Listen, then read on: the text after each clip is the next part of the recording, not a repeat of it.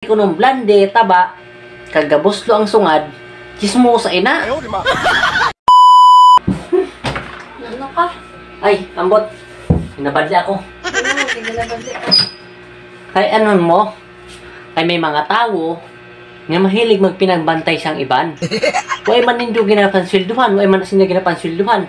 Pero mahilig magpinambantay. Ang ina sa diro ay ginapambantayan, kundi ang ibang nga tao ang pagbinantayan. Mga gayaman kaya sina sang kakabantay na sa iban. Ang dapat sila sa mga tao ng mga chismosa ay stikleran niyang baba. Ay para hindi na magulotro, para hindi nakabuka. Kundi pa ng mga tigulang na, mga tigusbak na. Amo pang grabe man chismis.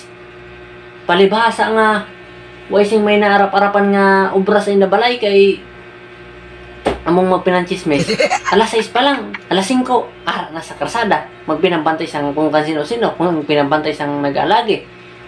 Tapos, mauli lang ina, alas 12. Pagkatapos naman sa alas 12, mabalik na naman sa chismisan, hasta na lang ang mahapunan nila da. Way man na sinasan sweldo, pero nahapunan din sa kakachismis. Una, ano nga mga tao laki nga, way na ganyan pagbago ya. Way man nasinda sin sweldo pero nagadamo ka nagadamo. Mayo mo lang nasinda kung kaatubang mo.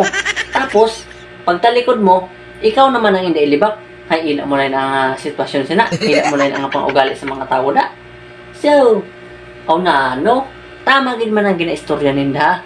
Nga kung diin nga ni kunong blande, taba, kagabuslo ang sungad, chismo sa ina.